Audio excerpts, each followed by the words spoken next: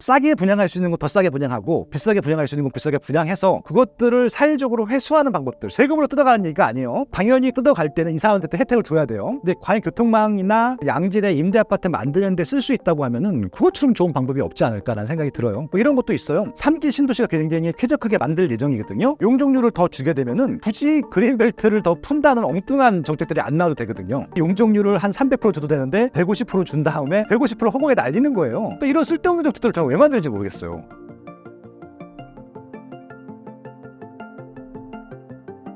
최근 몇 년간 서울의 집값만 급등한 주요 원인은 무엇인가요? 이건 뭐 여러 가지 요인이 있을 텐데 가장 큰 이유 딱 하나만 꼽아라. 정책 실패입니다. 똘똘한 한 채 전략으로 갔잖아요. 다주택을 풀어주지 않습니다. 그러면 이들이 할 수 있는 방법은 제일 좋은 거 사는 거예요.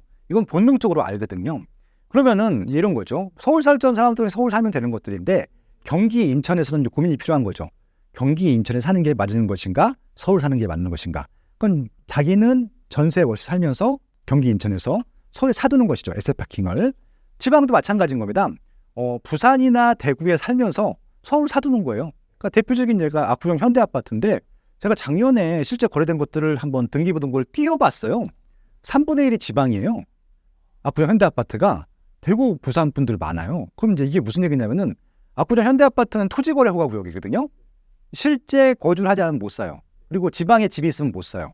그 얘기 뭐냐면 지방 걸 정리했다는 얘기거든요. 그러니까 지방에 임차 살면서 뭐 좋은 데 살겠죠. 그분들 돈이 많으니까. 압구정 현대아파트를 그냥 이분은 솔직히 실거주할 생각 없을 거야. 지방에 살고 계시기 때문에. 슬슬 파킹해 놓은 거예요. 예, 아마 자기 아들 같은 사람도 사게 하겠죠. 예, 그런 것들이거든요. 그래서 이건 100% 정책의 실패라고 생각하고 있고요. 만약에 서울 집값이 올라가는 게 저는 이게 부정적인지 긍정적인지 모르겠어요. 솔직히. 이거는 그냥 자본주의 사회에서 좋은 게 올라가고 수요 많은 게 올라가는 것들이니까. 근데 만약에 이게 부정적인 거라고 평가하는 분들이라면 정책 만드시는 분들이 지금 정책은 포기해야 돼요. 어떻게 해야 되냐면은 서울에 몰리고 있는 수요를 지방으로 돌려야 됩니다. 그럼 어떻게 하냐면 어차피 이게 유동성의 총량이라는 게 있거든요. 지금 돈 쓸 데가 다 서울밖에 없는 거잖아요. 그러면 서울에 돈을 쓰는 것들을 지방으로 돌리면 됩니다. 다 주택자들한테 지방 살아게 하면 돼요. 그럼 다 주택자를 지방 살아게 하는 방법은 딱 하나 있어요. 중과를 배제하면 돼요. 그러니까 서울은 규제를 하더라도 지방 사는 거에 있어서는 중과를 배제하면 하다못해 취득세만 없애줘도 지방 아마 돈 많이 갈 것 같아요. 그러면 자연스럽게 지방의 미분양도 해소가 되고 서울에 몰리고 있는 유동성도 좀 줄어들 거거든요. 이런 정책들을 좀 유연하게 펴야 되는데 이분들은 하나밖에 몰라요 지금. 특히 이번 정부 같은 경우는 투트랙 전략을 절대 안 쓰더라고요. 그래서 저도 공공 세미나를 자주 가는데 그 얘기를 하도 말씀을 드리면 네 알겠습니다 하고 그냥 끝이에요. 그러니까 귀담아 안 듣는 거죠. 저 투기꾼 놈이 또 투기 조장하려고 나왔다 이렇게 생각할 수도 있을 것 같아요. 속마음은. 근데 저는 실질적으로 정성스럽게 답변을 드리는 것들이거든요. 서울에 몰려오고 있는 수요를 분산할 수 있는 방법은 다 주택자들한테 지방을 사게 하는 거예요. 그럼 양쪽이 다 해결됩니다. PF 문제도 해결되고 지방 활성화도 지방도 이사 갈 수 있거든요. 그렇게 되면은 그런 정책들이 나오기 전까지는 한동안 계속 서울로 몰릴 수밖에 없을 것 같아요. 그래서 이거는 정책 실패다라고 결론 짓고 싶습니다. 서울의 나홀로 상승이 지속될 것이라고 보시나요? 서울이 계속 더 올라가는 것은 어떤 정책을 펴도 막을 수는 없어요. 근데 이게 기울기가 더 높아지는 게 문제인 거지. 그러니까 이게 우리나라 문제가 아니라 일본, 미국, 영국, 프랑스 심지어는 공산주의 국가들도 다 똑같아. 중심지가 다 훨씬 더 비싸요. 점점 더 비싸지고 있고. 하다못해 북한도요. 대동강변이 제일 비싸요. 평양에. 그거는 거기도 그렇습니다. 똑같거든요. 그게. 왜냐하면 사람들이 살고 싶어하는 지역들, 갖고 싶어하는 부상이 똑같잖아요. 더 올라가는 거는 수요가 많기 때문에 어쩔 수 없는데 지금 똘똘한 한 채를 하다 보니까 더 올라가는 거예요. 이쪽이. 그게 문제인 거죠. 그러니까 기울기가 급해지는 게 문제지 인플레이션 이상으로 올라가는 건 막을 수 없는 추세고요. 그건 더 벌어질 밖에 없을 텐데 지금 정책 때문에 그것이 더 기울기가 높아지고 있다고 보시면 될 것 같아요. 서울과 지방의 부동산 양극화 문제에 대해 계층 사다리가 무너진다는 의견과 당연히 중심지는 올라갈 수밖에 없다는 의견이 있는데요. 부동산 전문가로서 어떻게 생각하시나요? 제가 말씀드렸을 게 그 얘기예요. 공공세미나 나가서 제가 그 7년 내내 얘기했어요. 비싼 걸 비싸게 분양시켜서 그러니까 지금 지난 정부부터 계속 제가 참여했었거든요.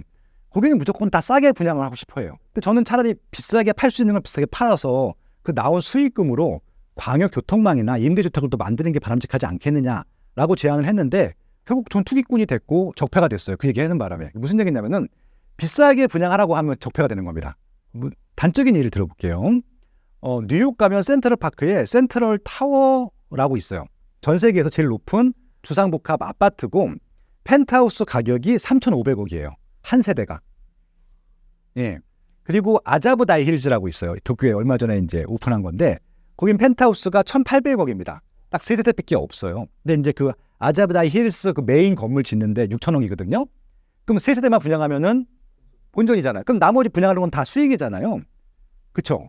그거 가지고 쓰면 되는 거잖아요. 그러니까 무슨 말씀이냐면은 예를 들어서 최근에 분양했던 아파트 중에 제일 이슈가 됐던 것 중에 하나가 뭐냐면은 반포동에 분양했던 아파트들이었어요. 반포동에 지금 평균 시세가 40억대예요. 공인주택 규모가 20억대 분양을 합니다. 20억을 싸게 분양을 해요. 그러니까 이제 20억대 분양시키지 말고 40억대 분양을 시켜도 분양이 될 거예요. 그럼 20억이라는 세대가 한 세대당 이익이 나오잖아요. 그러니까 당연히 조합이 좀 줘야죠. 근데 좀 많이 그것들을 비과세 형태로 가져가서 그것들을 광역 교통망에 쓰는 거예요. 그러면 서울 살지 않아도 파주나 양주나 동탄이나 뭐 아니면 평택 안산 살아도 서울까지 출퇴근을 하는데 20-30분밖에 안 걸려요. 근데 거기는 깨끗한 택지 개발 짓고 신도시예요. 그러면은 서울 출퇴근만 할 만 하거든요. 그다음에 교통도 싸게 해주면은 그런 식으로 자연스럽게 수요가 서울로 몰려드는 것들을 분산시키면 되거든요. 아니 이거를 굳이 몇백억에 분양할 수 있는 것을 몇십억에 분양시켜서 뭐 40억에 분양할 수 있는 걸 20억에 분양시켜서 그걸 누구한테 이익이냐? 그럼 결국 그걸 분양받는 사람들 말고는 아무 이익도 없거든요. 국가적으로도 손해고 다른 사람한테 손해거든요. 그러니까 굳이 비싸게 분양할 수 있는 것을 꺾이지 말고 그러니까 싸게 분양할 수 있는 거 더 싸게 분양하고 비싸게 분양할 수 있는 거 비싸게 분양해서 그것들을 사회적으로 회수하는 방법들 세금으로 뜯어가는 얘기가 아니에요. 당연히 뜯어갈 때는 이 사람한테 또 혜택을 줘야 돼요. 근데 과연 교통망이나 이런 양질의 임대 아파트 만드는 데 쓸 수 있다고 하면은 그것처럼 좋은 방법이 없지 않을까라는 생각이 들어요. 뭐 이런 것도 있어요. 3기 신도시가 굉장히 쾌적하게 만들 예정이거든요. 용적률을 더 주게 되면은 굳이 그린벨트를 더 푼다는 엉뚱한 정책들이 안 나와도 되거든요. 그러니까 지금 굳이 용적률을 한 300% 줘도 되는데 150% 준 다음에 150% 허공에 날리는 거예요. 그러니까 이런 쓸데없는 정책들을 저는 왜 만드는지 모르겠어요. 그런 것들. 그래서 그냥 비싸게 팔고 비싸게 이용하고 밀집도 높이고 그러면 되는 것들이거든요. 그러니까 뭐 한강변에도 더 많이 분양하면 되는데 남산 조망이 가린다는 황당한 이유 때문에 층수를 낮춰요. 그거 누구 좋으라고 그렇게 하는 거예요? 난 이유를 모르겠어요. 그러니까 차라리 비싼 입지들 낮추고 싶으면은 분양을 더 많이 하면 돼요. 그럼 수요가 좀 분산되기 때문에 지금처럼 말도 안 되게 올라가지는 않거든요. 그래서 저는 정책적으로 좀 유연하게 사업을 하시면 좋겠다라는 생각을 해봅니다. 정부 관계자분들이랑 많은 커뮤니케이션을 가져가고 계시는데 합리적으로 들리는 이 얘기를 왜 실천하지 않을까요? 그분들이 정치인이기 때문에 그래요. 그러니까 왜냐면 정치인은요, 그 목적이 딱 하나입니다. 국민의 뭐 안녕 이게 아니라 정권을 차지하는 거예요. 표를 하나라도 더 받는 게 그분의 목적이기 때문에 정당법에 써 있어요. 제일 먼저 그 목표가 정권을 차지하는 거라고 써 있거든요. 그러니까 그분들은 당장 선거에 유리한 정책들만 단기적인 정책만 피는 겁니다. 그러니까 예를 들어서 지금 제일 문제가 서울이잖아요. 서울은 자가하고 임차 비율이 월등히 임차가 높습니다. 6대4 비율이거든요. 그럼 임차인을 위한 정책들을 필 수밖에 없잖아요. 임차인들은 집을 비싸게 분양한다는 이유만으로 표를 찍지 않습니다. 자기가 이것을 살 수 있다 없다 중요하지 않아요. 그냥 비싼 게 싫은 거야. 그러니까 거기에 맞춰서 정책을 짜다 보니까 비싼 주택들이 나오면 안 되고 되도록 싸게 분양하는 모습들을 보여주고 싶은 것 같아요. 그러니까 이런 좀 성숙되지 않은 국민, 뭐 시민 문화, 그러니까 이게 국민 시민이 잘못됐다는 얘기가 아니라 그것들을 유도한 게 전 정치인들이라고 생각해요. 지역 감정 유발시키고 이런 것들. 그래서 그런 좀 선진 문화가 생기기 전까지는 한동안은 어쩔 수 없을 것 같아요. 이걸 뚫을 방법은 없어요. 서울과 지방의 양극화가 안 좋은 것이라고 보시나요? 그렇게 보신다면 근본적인 해결 방법은 무엇이 있나요? 저는 이거를 해결을 해야 되나 싶어요. 전 세계적으로 봐도 일자리가 몰린 곳이 다 몰려 있거든요. 그래서 그것들을 오히려 그냥 활성화시키는 게 낫지 않을까라는 생각이 들고요. 정말 수도권에 몰려있는 일자리가 마음에 안 들면은 억지로 내리면 돼요. 예를 들어서 세금을 없애주면 되거든요. 그러니까 예를 들어서 좀 미국 같은 텍사스 같은 지역에 전 세계 기업이 왜 몰리겠어요? 세금 안 내니까 가는 거잖아요. 당연한 얘기거든요. 근데 우리나라는 대기업들 세금 많이 가져가요.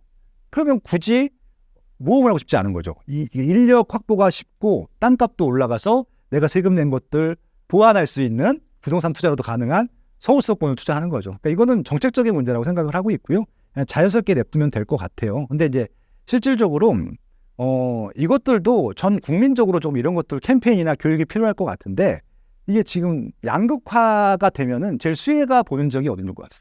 그러니까 서울에서 세금을 거의 90% 낼 거예요. 이렇게 되면. 그러면은 지방은 세금을 거의 안 내죠. 서울에서 나온 세금으로 지방을 무상으로 합니다. 이게 무슨 얘기냐면은 농어촌 특별 세금이 있어요. 그거 아시겠지만 서울에 안 써요. 그다음에 이제 국세라고 걷는 것들이 있어요. 대부분 부동산 중과 세금이 다 국세인데 뭐 양도소득세니 이런 것들이 있잖아요. 종부세니. 그거 다 서울에서 안 써요. 지방으로 다 가요. 그러니까 지방에 쓸데없는 교통망 만들어주고 그다음에 농민들 같은 경우는 1년에 농사를 짓잖아도 500만 원씩 줍니다. 그거 다 국세로 주는 거잖아요. 그러니까 서울에서 다니면서 돈을 많이 거둘수록 거기는 그건 모르겠습니다. 뭐 그것도 제가 이렇게 얘기하면 또 싫어하실 분들이 있는데 실질적으로 양극화가 되게 되면 오히려 혜택은 지방이 더 본다. 일 안 하고 돈 벌 수도 있고요. 그래서 저는 그렇게 하다 보면요. 자연스럽게 내려갈 사람들이 있을 것 같아요. 그것 때문이라도. 왜냐면 서울은 솔직히 너무 각박해요. 여기서 이 경쟁에 살아남기 위해서는 정말 치열하게 살아야 되거든요. 돈을 많이 버는 것 같지만 돈이 많이 들어가요. 그러니까 서울이 나쁜 이유가 뭐냐면은 주거비 많이 들어가요. 더 들어갈 겁니다. 월세가 지금 막 기하급수로 올라가고 있거든요. 그러다 보니까 서울은 거주 비용이 많이 들 거기 때문에 차라리 웬만한 직업군이 있고 확실한 뭔가 있으면은 지방 가서 자연스럽게 적은 월급으로 안정되게 살 사람들이 많을 것 같아요. 왜냐면 지원금이 많이 나와요. 정착금도 많이 나오고 특히 애들 같은 경우는 거의 공짜일 거예요. 대학교까지도 공짜일 거거든요. 그러니까 이런 문화들 결국은 돈을 많이 버는 쪽에서 거둔 세금으로 자연스럽게 지역을 안분하고 있거든요. 오히려 이것을 막으려고 하는 순간부터 문제가 생길 수도 있다고 생각하거든요. 자연스럽게 풀어야지 억지로 뭔가 하려고 하는 것은 아닌 것 같아요.